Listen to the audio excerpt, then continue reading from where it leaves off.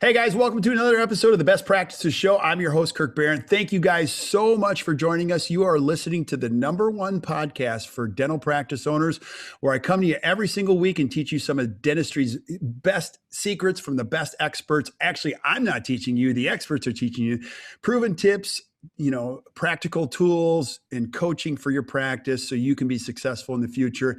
And today is no exception. You're going to meet a great friend of mine. Now, if you're listening for the first time, I want to do two things. Number one, I want to congratulate you for showing up here and making yourself available to this, because you're going to find out you absolutely love it. And then I also want to welcome you to an incredible community of committed learners where we just have one goal here. We're never going to stop learning together and help each other in such a very noble profession. Now, I also want to encourage you to subscribe wherever you listen to podcasts every single week, whether it be iTunes, Stitcher, Google Play, because every single week we're going to bring you brand new tools. And then lastly, we take a lot of notes. I've got my pen here and my stopwatch, and we're going to be pointing out some of the big tips that you learned today from this incredible friend and expert.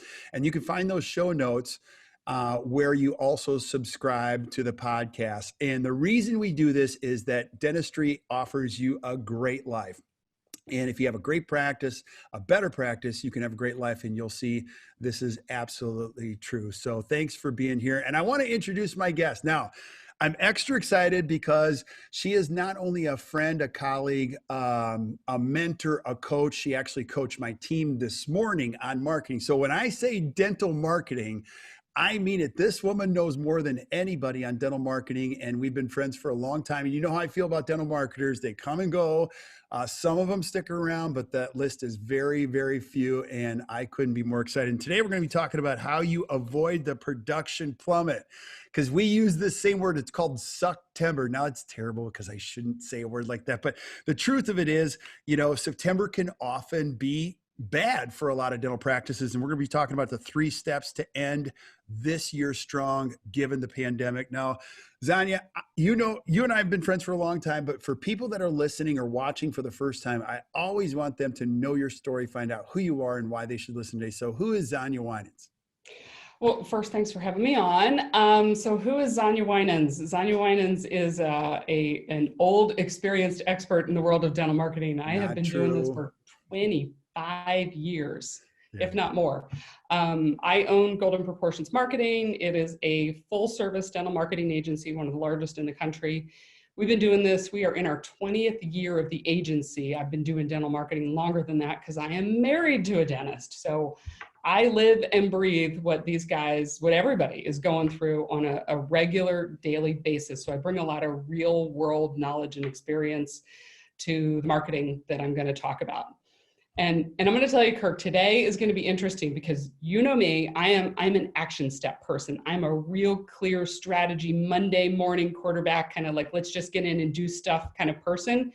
Today is going to be a little more theory and concept that I'm going to want to stretch people's brains with. I want to flip their head on how they're thinking about the traditional September that we've all been hearing about, and why it's not September that's the problem. It's actually something else entirely. Yeah. Now, on that note, you talk to a lot of dentists as well as I do. What do you think the #1 thing you would want them to know, or that they're not thinking? Why is this topic so important? Let's go into the why of this particular subject matter. So the reason that this topic is important is going to tie right into what I'm talking about. It's because we are stuck in a reactionary phase. Doctors are they're in the moment right now. It is taking every bit of brain power to deal with this crisis that is surrounding us constantly. Every time you get out of your car to go into the grocery store or go to a restaurant, it's like it's always part of our life now that you're wearing a mask and you're thinking about, am I going to get affected? And it's actually having an impact on business from a psychological standpoint that we're not even seeing. Everybody has this idea that we just want to get back to normal, but I'm going to tell you, normal is gone. Normal is blown. It will not exist anymore. And if you don't get past that idea, you're going to be stuck here, whether it's September or something that looks an awful lot like it. And those people who are able to change and pivot are going to blow right past you. And I'd rather that our listeners be one of those people. Yeah. And I'm glad you said that, because I just finished 2 calls prior to this with great dentists who are like, I'm just off. A lot of us, we don't have our vacation schedule, fall sports is in question. We just finished the baseball season for Little League. And I'm like, I don't have anything to look forward to. And I'm hoping the world gets back to normal. And I agree with you. I don't think the world is going to get back to normal. And I tell my team all the time, like, let's embrace a new way of doing things instead of hoping that the world is just going to get back to the way it was. And I also hear this, and you and I have talked about this a lot. People are looking at their schedules and they're going, hey, look, it isn't just September. It's October and it's November. So today we're going to give you a couple things to think about. So that is not the case for you, correct? That is absolutely, you are correct. It is not about September. It is a deeper issue that we're not even thinking about. So yeah. Whenever you're ready, let's go. Let's go. Let's help illustrate this. All right, sounds good. What I want to talk to you guys today about is this production plummet that everybody thinks is coming, and it is coming. I mean, we have seen all of the information. Dental Intel has been incredible and kind of giving everybody this, holy crap, do you guys see where the schedule really is? And everyone thinks it's really just the traditional September that's happening, but there is a much, much deeper issue at play. So I want to give you guys a couple of steps about how to really kind of end this year strong. So I'm going to just jump right into this and tell you that I think the issue is not September the way that we think it is. The issue is the fact that we've got a recession going on. It is not this drop in production and schedule that we're thinking about. It's not because of the crisis. It's because of the recession. And the recession was created by the crisis. There's all this talk about the idea that it's been this V-shaped or W-shaped recession. Like we're going to have this big drop off and this huge recovery and another drop off and then another recovery. And we're going to be good. Like we'll all be back to normal within a couple of months. And that's just not the way it works. I mean, frankly, we were way overdue for a recession. It's been about 12 years. I remember because I went through the last one and it was kind of brutal. Yeah. And if you're not prepared for it and you're not recognizing what's happening in this stage of crisis that happens with a recession, you end up getting stuck.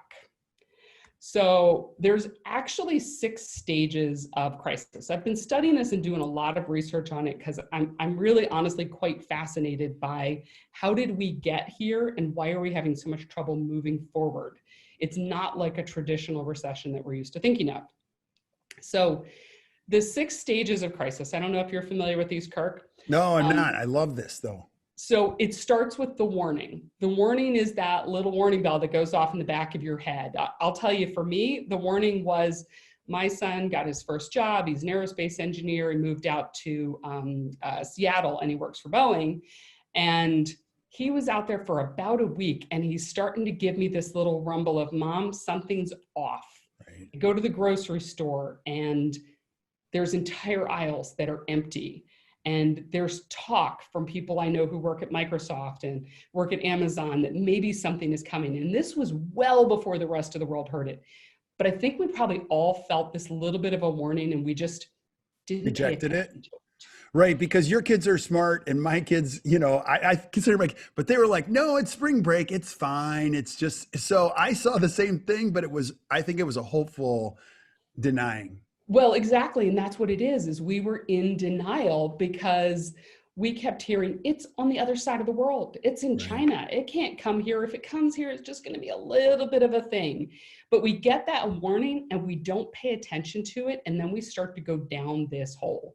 So the warning comes and then all of a sudden the crisis starts to hit. And when you're in the crisis, I'll take you through all the stages, but there's this stage of risk assessment, and then your reaction to it. And then to climb out of it, you have to start thinking about how am I going to revise my business? How am I going to resolve this crisis? And how am I ultimately going to recover? Right. And everybody is thinking of the crisis as if it is just COVID. Crisis isn't COVID. COVID was the warning. The crisis is the recession. Wow. And I'm sure these phases, it's almost like the stages of anger or grief. Some of them were really hard. Like the reaction piece, I know for me on March 18th, 19th, and 20th, I was like freaking out, screaming in my kitchen, going, you guys, you don't understand, like the world is going to shut down, and then I didn't realize that the rest of the world was going to come help in the form of, maybe mortgage payments, not, just there. everyone came to help, but yet it was still hard to deal with in all these different phases. And you're right, the clarity was all over the place. Some of us were thinking 2 weeks we were going to be shut down. I was hopeful it was like max 3 weeks. I don't know. Keep going. Well, trust me, I think we were all feeling that way. And it's hindsight being 2020 and all that. It's really easy to look back and say, how did I not see the warning signs? Right. But when you're in it, you're almost numb to the idea that something can happen, because we have been on the highest possible upswing of this recession for the longest time, or the recovery from the last recession. Our economic growth has been through the roof, and nobody thought there was anything that could bust that. So we didn't really want to hear the signs of the warning that were happening. And for those people that weren't prepared for it, there's really been some consequences. So the warning, if you actually kind of define it, it's an unexpected event. And this is a warning that basically triggers every single recession we've ever had. It's something that is going to disrupt an operational process and has the potential to create significant financial, security, safety, and reputational harm. So a crisis can be anything from something small, like maybe there was a HIPAA breach at your office, but you could expect to go through this entire pattern. Or it could be something big that we've all seen. So for us, this warning right now, that stage was COVID, but that's really just where it started. And it goes so much deeper down the rabbit hole than just this. We're thinking it's just COVID, it's way more. We are in a crisis, and we have gotten numb to the crisis. I mean, at first, this is what we were all mesmerized by, looking at these incredible pictures of overworked, hospital personnel, and it just felt so dramatic that as this starts to fade, as we get used to it being part of our lives, it's not such a trigger for us anymore. So when we went into this shutdown, the stage that everybody moves into is risk assessment. And frankly, Kirk, this is where you were phenomenal. This is where everybody can stop and take a breather and say, how am I going to deal with this crisis that has started to hit for me? They're going to look at the risks of what's going on, which was, God, if I go to the grocery store, I could die. The consequences of shutting down your practice, all the damages. But during this risk assessment time, we kind of almost come together as a community, and we start to figure out, how are we going to work our way through this? So everybody's looking for the best course of action. And that's where you and your team were incredibly helpful with that COVID conference, bringing in experts from every aspect of our industry to talk about how dentists are going to be able to deal with this, giving them all the information that they needed to, okay, we're shut down for 4 weeks, 8 weeks, 12 weeks, however long it was, depending on the state that you're in, but we got to figure out how to get through this. So There was a lot of time and energy that went into this risk assessment. And then it seems like we're able to start to get back to normal. So, everybody learned everything that they could from you, whether they were on CE with you or they're getting resources from us.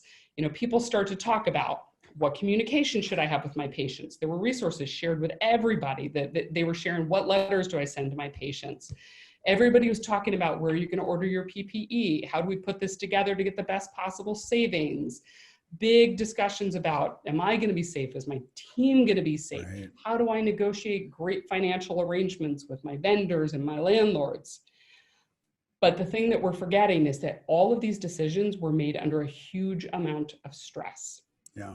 And what happens is, when we're making decisions under stress, we are making very in the moment decisions, and we are not thinking about the future, and it can end up becoming paralyzing. Right. Well, in the moment decisions and paralyzing, and it was a moving target. We didn't even know what the PPP meant, or we were trying to decode the whole thing. And then we didn't even know when and if we were going to go back to work anytime soon. So it was tough. It was tough to make any kind of decision that was a rational one in that time.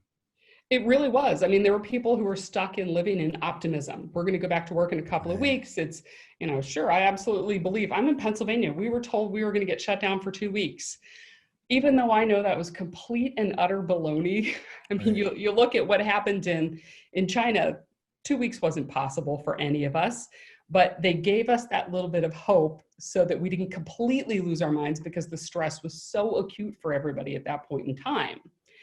And the problem is that when you are in that stage of stress, you're making decisions for what's happening right at this moment.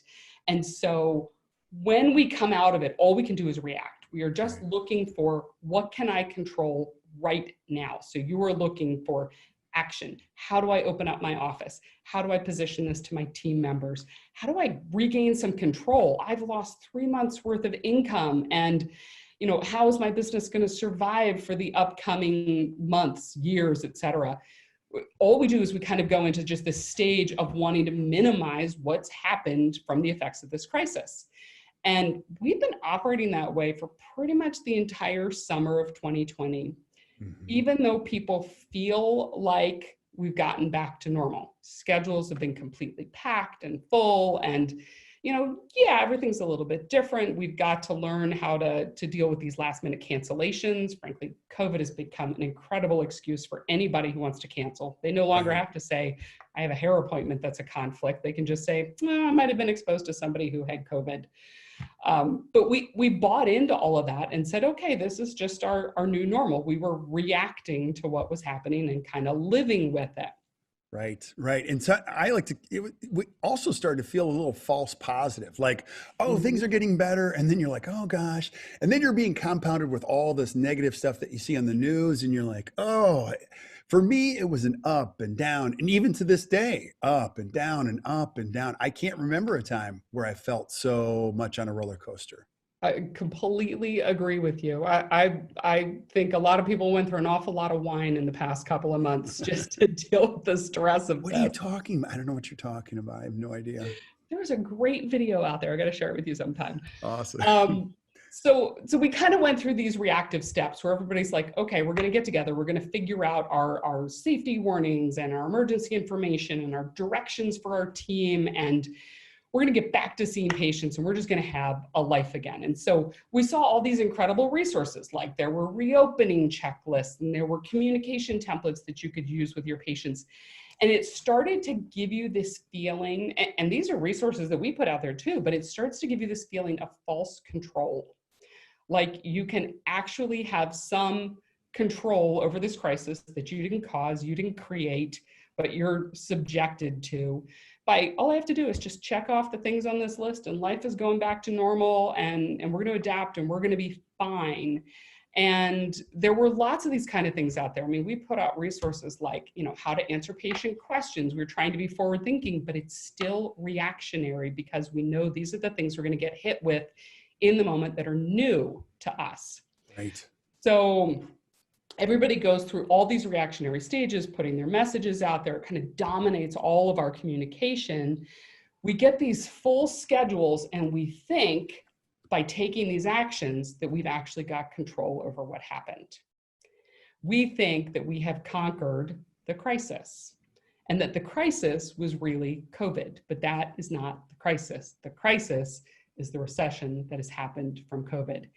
And even though we have dramatically regained employment, I mean, we went from like 15% unemployment to we're down to around 10.2.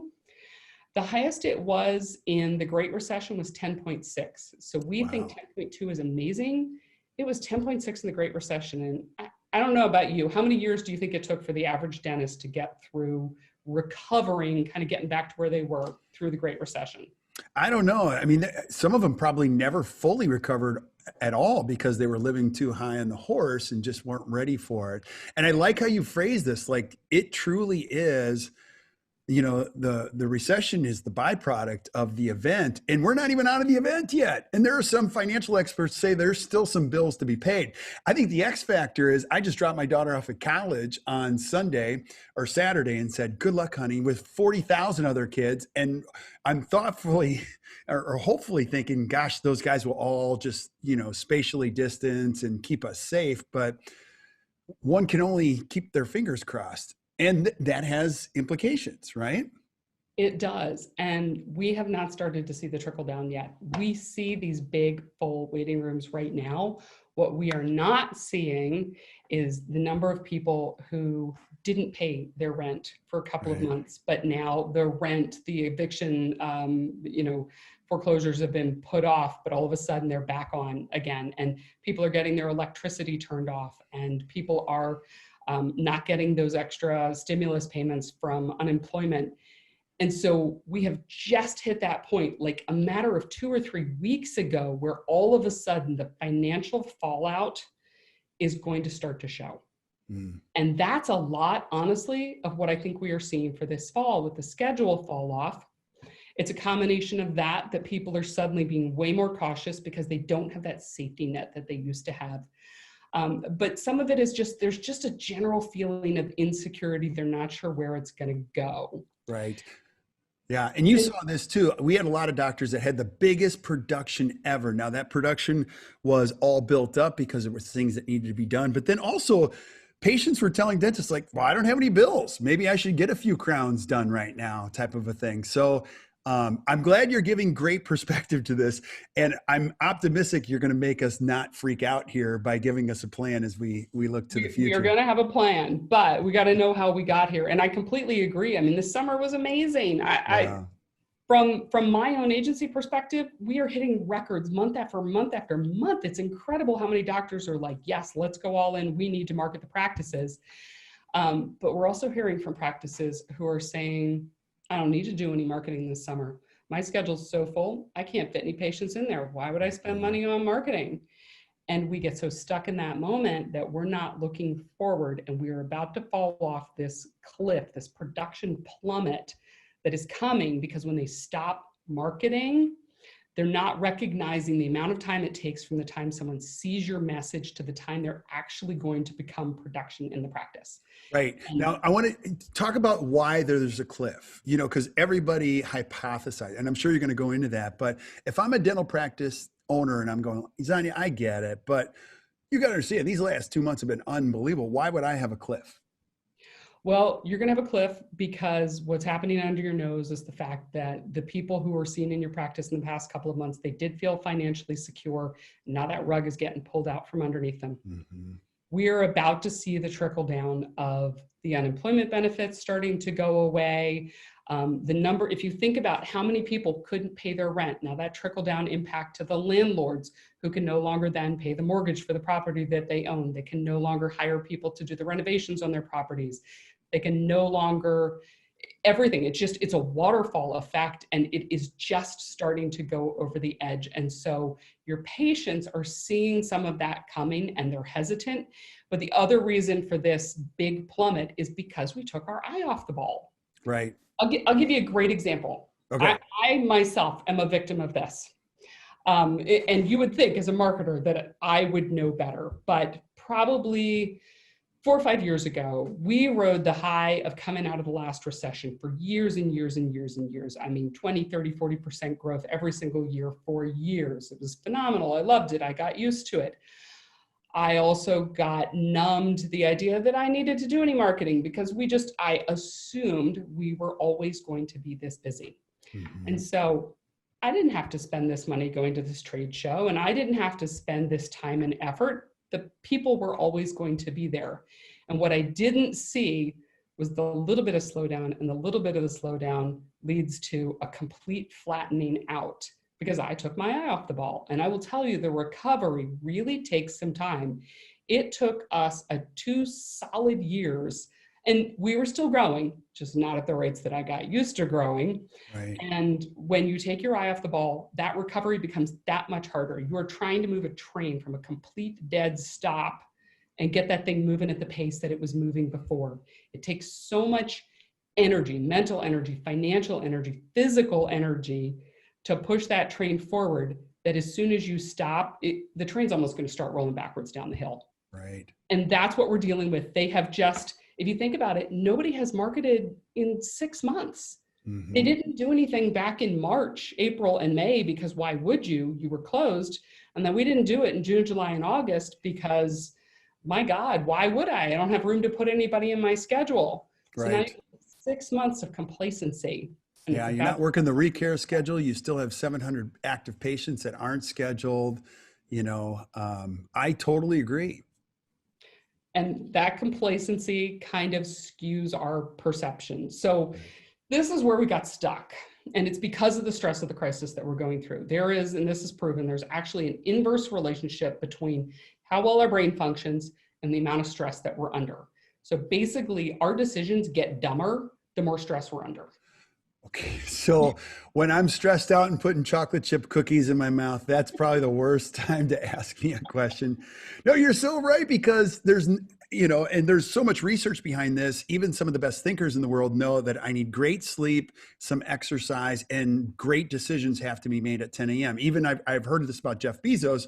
He makes all of his decisions at 10 a.m. after a good night's sleep, some exercise. So I can completely agree with this. I mean, I made some terrible decisions when I was stressed in this respect. So I think we all did, but we made decisions that we thought were right in the moment. And then we got stuck in this. We're under so much consistent stress. We can't get away from COVID.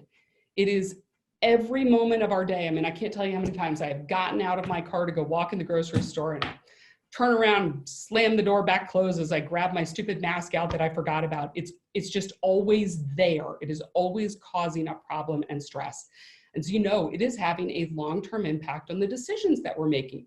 Yeah. It's hard to get out of thinking just in the moment that we're in, but it is having an impact on our ability to reason, to remember what we need to do. What would we normally do when we have a slowdown coming in September? We'd be prepared for it.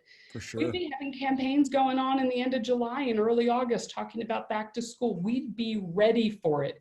So the fact that this is surprising people isn't a surprise to me, because this is what's really driving it, is our brains are just stuck. So I want to give everybody the plan for how the heck to get out of this stuck space. Love it. Because if we don't have a plan, if we don't have someone literally kind of mapping out the step-by-step, it's going to be nearly impossible for us to do it on our own. Love it. So I don't know about you, but I can't see into the future. My crystal ball fell on the floor, crashed, it's dead. It doesn't work anymore. I can't predict and tell you what the future is going to look like. So I have a responsibility to create what future I want. Well, my crystal ball never worked. So now that it's broken, doesn't matter. But you're right. Like, I'm done predicting the future. I just want the next couple of weeks and months to progressively get a little better. I completely agree with you. So since we don't know what is happening and we can't think about what the future looks like because we are stuck in this crisis response mode, like you said in the beginning, it's not just September. It's going to be sucky October, November, December. And I'm telling you, 2021 is not going to be better. We are not going to have this massive recovery by the end of the year and it'll be like it was over and never existed. We're going to be stuck in this for a couple of years. It takes a long time to climb out of a recession. Yeah. Do you think people are even denying that though a little bit, and we still have a hurdle as we're shooting this right now. We are talking about the last week in August. We have an X Factor thing next week, which is we have 3 kids at home still trying to get them back into school. And we're optimistic they're going to be able to go for a little while. But if that doesn't happen too, I think we're all getting the sense that we're not going to be going to concerts by May of next year type of a thing. Oh yeah. And we know that. So we're making our decisions based on where we are stuck right now. Instead of saying, I'm gonna invent my own future. Forget what COVID is telling me, forget what the recession is telling me. I am gonna figure out where I want my practice to go, because this is not the last recession. Unless you are 60 years old and about to retire, this is not the last recession you're gonna go through, but these are lessons that you can take forward to your next recession. So the 3 steps that we need to go through to get unstuck from the situation are 3 more R's: revise, resolve, and recover. So revise. We cannot forget this 3-month churn. There's typically about a 3-month churn from the time that somebody sees your brand, your message, gets continually exposed to it, and they finally get to the point where they are ready to make a decision to pick up the phone and call you to deal with a problem. So if we have not been marketing in August, if we don't even have it on the docket for September, it's going to be 2021 till we start to see the results of our efforts. So when we stop because everything feels good, we are screwing ourselves for a long time in the future, and you are forever in that catch-up mode. So part of the revision needs to be, you never stop marketing, because as soon as you do, You are waiting for this cliff to come shooting at you where you're going to have this 3 months of like trying to get everything moving again.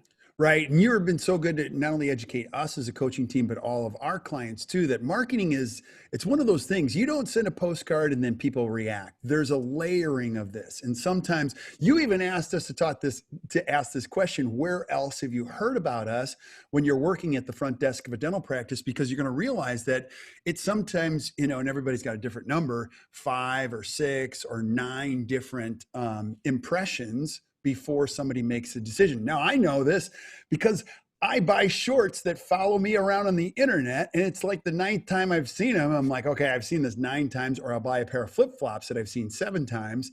So it isn't just a one-time deal. So I love what you're saying here is that always be marketing. Always. I don't think you should ever stop, even when you think things are good.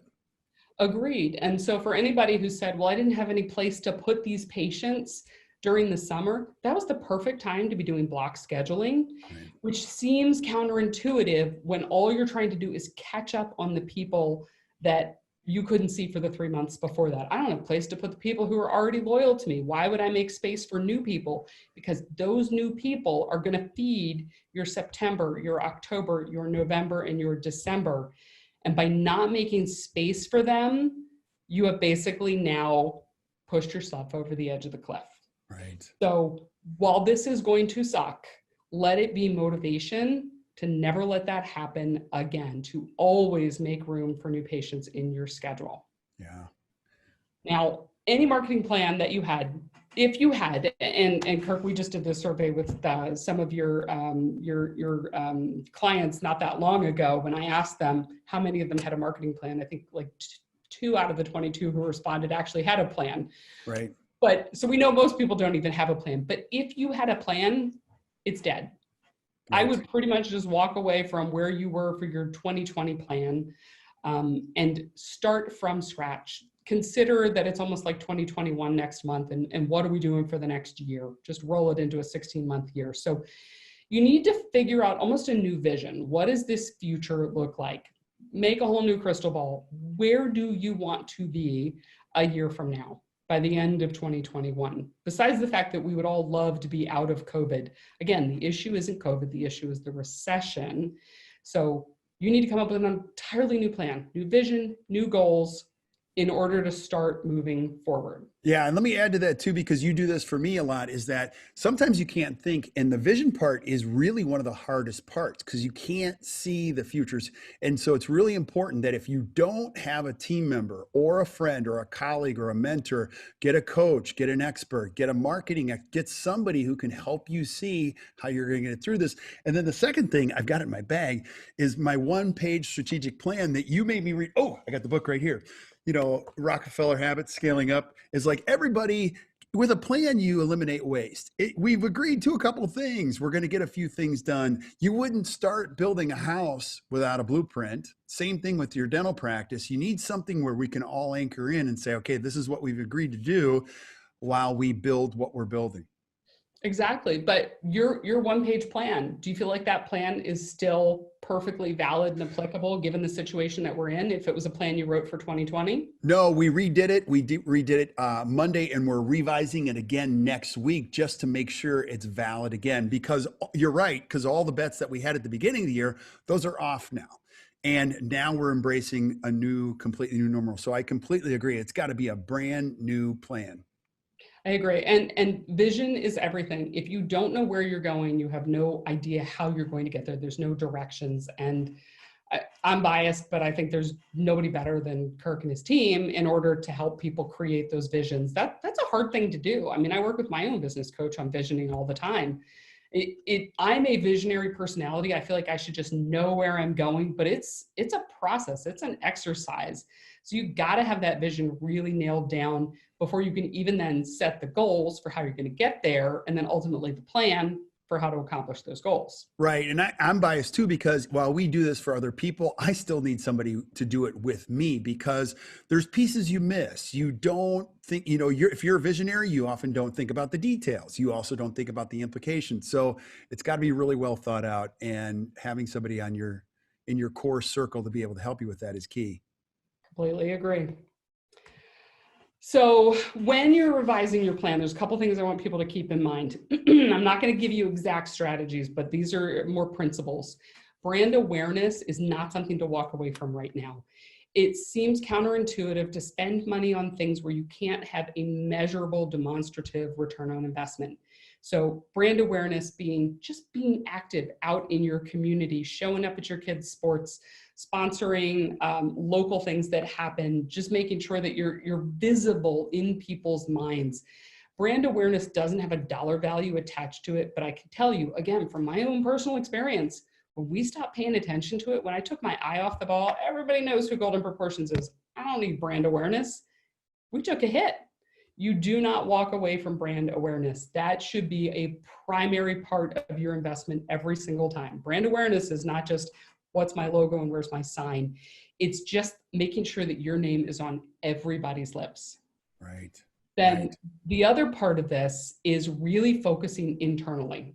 So service is going to be huge. People are fearful. They are looking for anything to be critical about. We've noticed reactions from our doctors' patients, from just being out in the community, the brewery my husband owns. People's reactions are more severe than they would have been in the past because we are under so much stress. So your service has to be off the charts perfect. There really aren't a lot of excuses for your service not to be great, because if you don't have that service, you're not going to have that reputation, people writing reviews for you, recommending you to their friends and family. Yeah. And I think that's a huge opportunity in the sea of sameness right now. People are struggling to get team members and employees back to work in restaurants. So we're used to having bad customer service right now. Like a lot of my favorite places, they can't find help. So this is a window of opportunity where you could truly differentiate yourself, don't you think? I completely agree. And service just seems like one of these things we take for granted. I love reading some of these reviews that I see in some of the forums where a doctor gets a review from a patient and they just don't understand why the patient didn't appreciate their approach to service. And all I'm thinking is, from the patient's point of view, this service problem that they had is right. And instead of defending it, look inward and say, what did I do that gave somebody this impression, and how am I going to fix this? Because service is everything. But service comes as a result of having great systems. Right. And you and I were just talking about this morning. Systems, they're everything. They're how you drive efficiency and quality and consistency for people.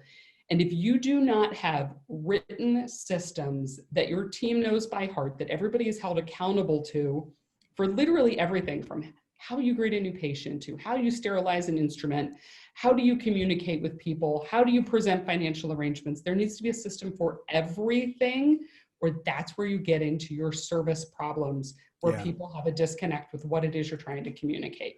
Completely agree, because it allows you to give your best energy to things that matter most. I don't mind sharing this. I was a 3-time employee of the month at Applebee's when I was growing up. My parents had no money, but the thing was run by systems, whether you liked it or not. I never looked down. I was always looking up at customers. I didn't have to worry if something was there or what, the system allows your team members to pump the right energy into the right places, not look down, try to find this, figure this out.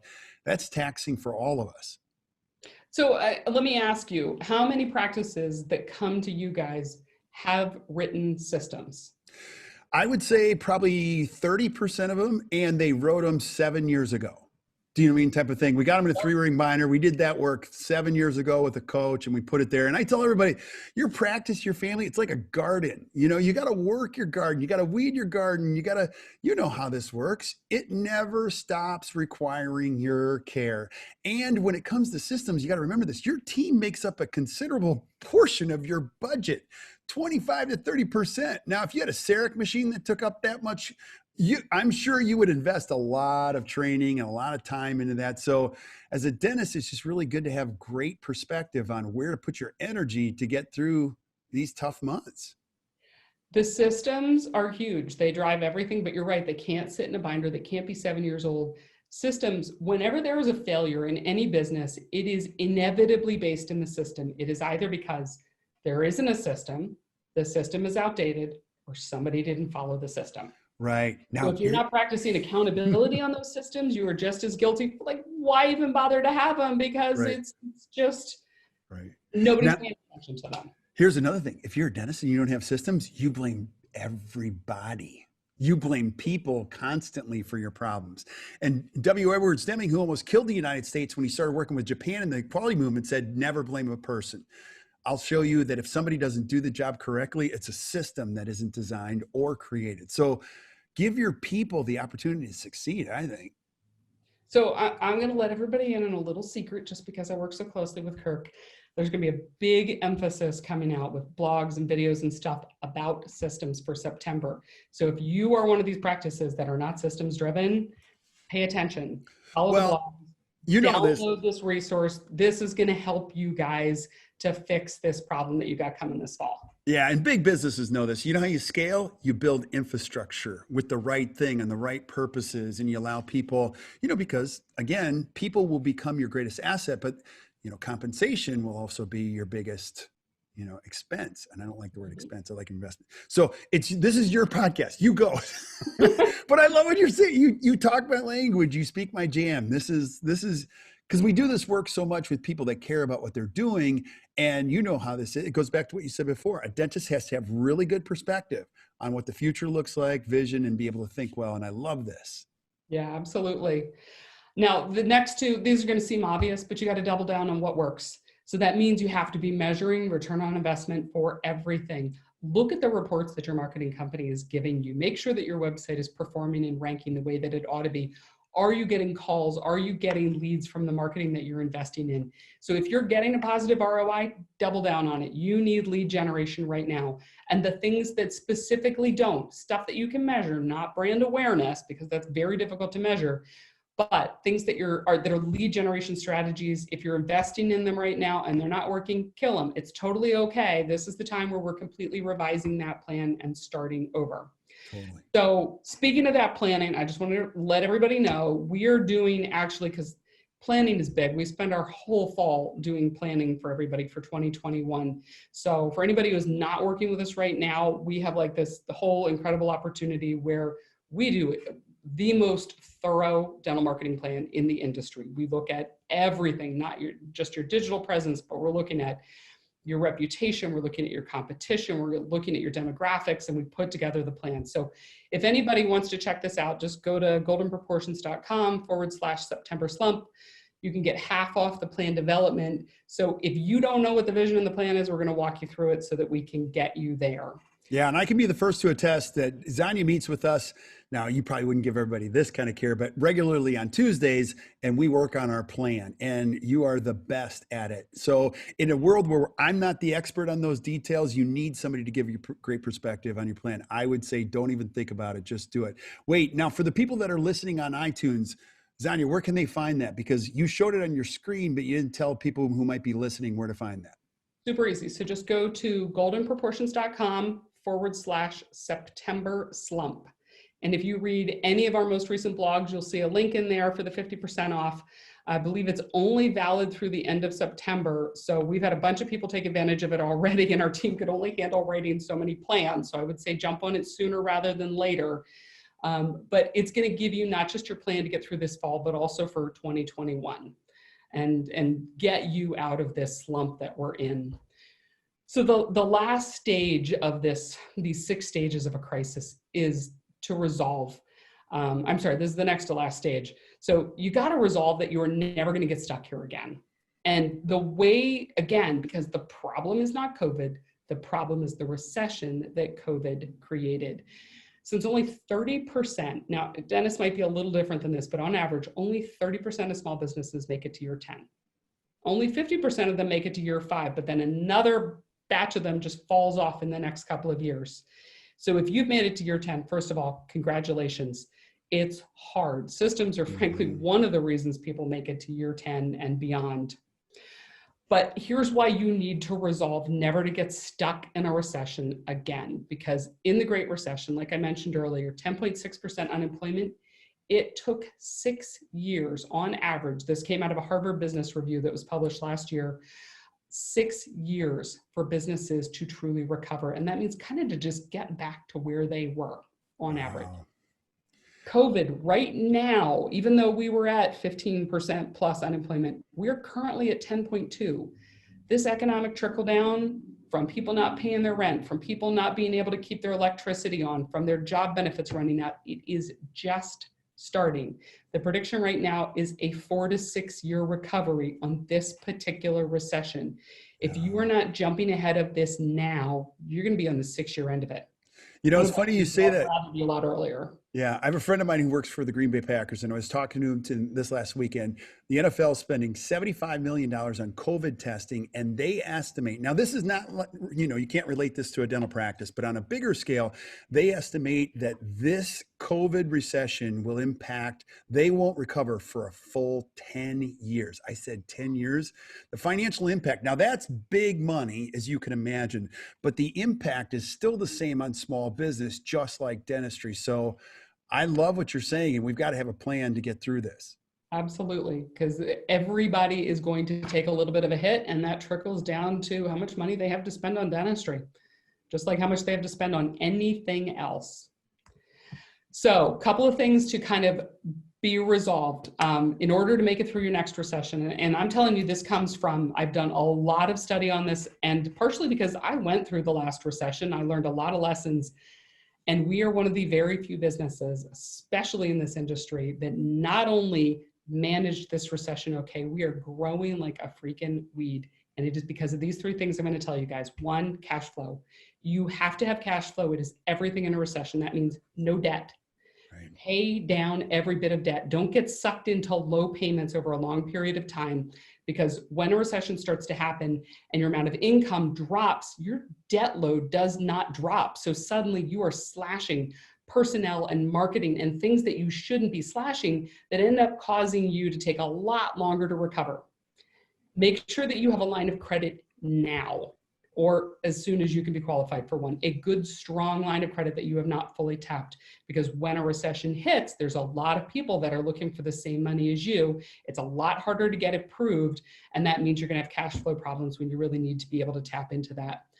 And then lastly, recurring revenue is everything for any business. So recurring revenue in dentistry are your hygiene patients, are things like someone belonging to your in-house dental plan. Look for opportunities to keep people coming back on a habit, on a schedule, so that you are not driving to create new business all the time. Let the people you have already recruited give you that revenue that you need. That is going to help you with your cash flow so you're ready. Yeah, it's so funny you said that, because even when some of our dentists that we coach, they have 1,000 people on their in-house membership benefits program.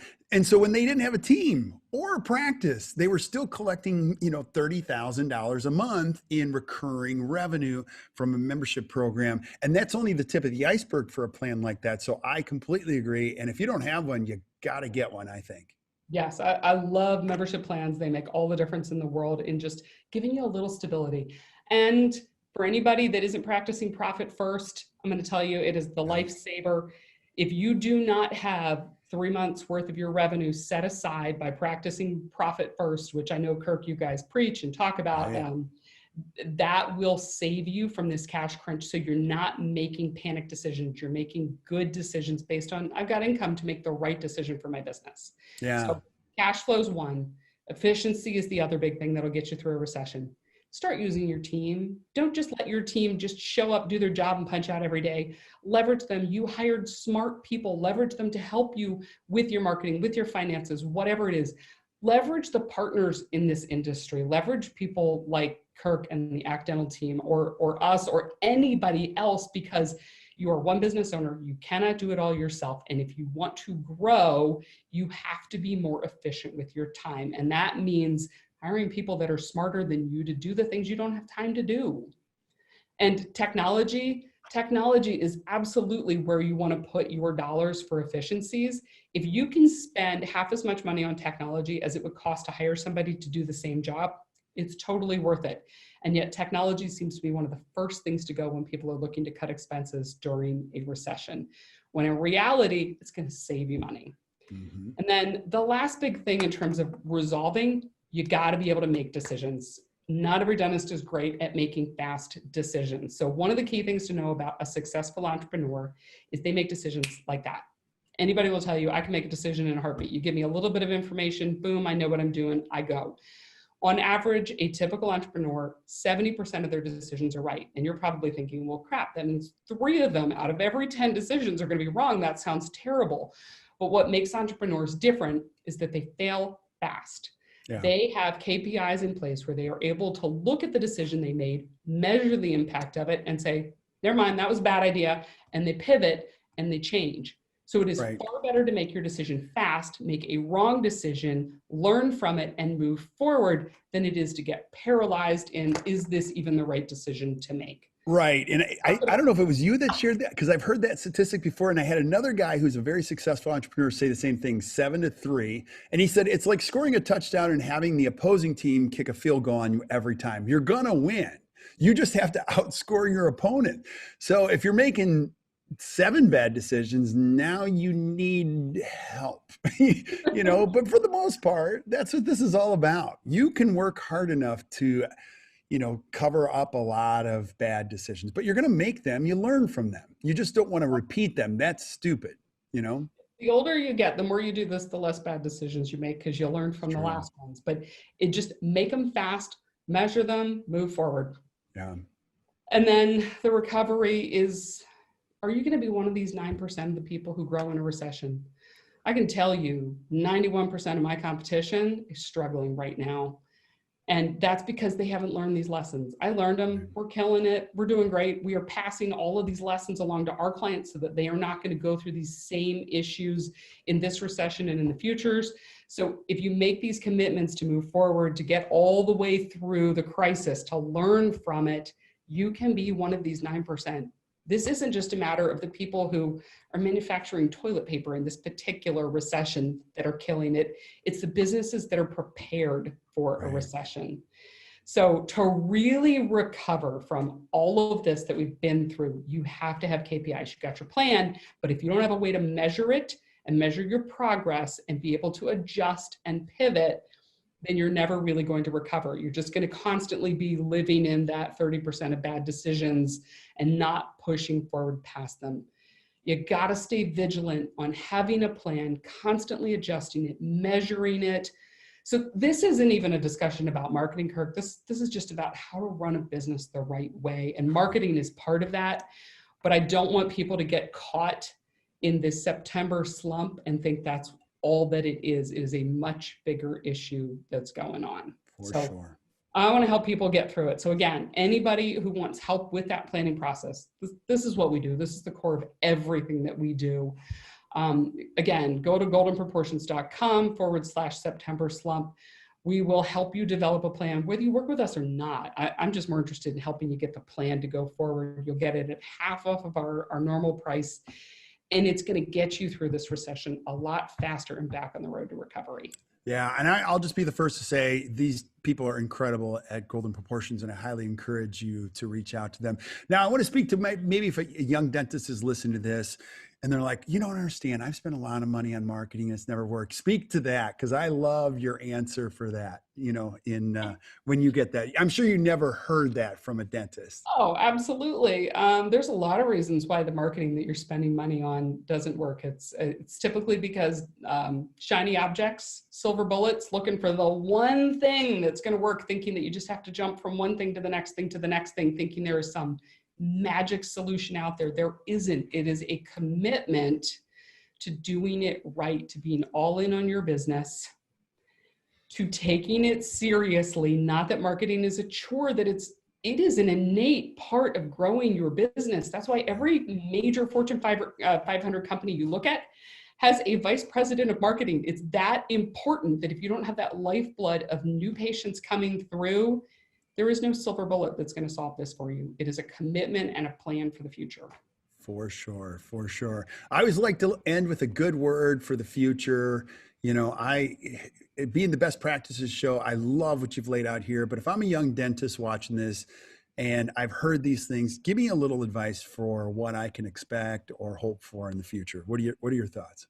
So if you're a young dentist and you want to succeed in the future, surround yourself with smart advisors. I am a big believer in, I used to think I could do it all myself. And then I got a really good accountant, and I got a really good coach, and a really good financial advisor.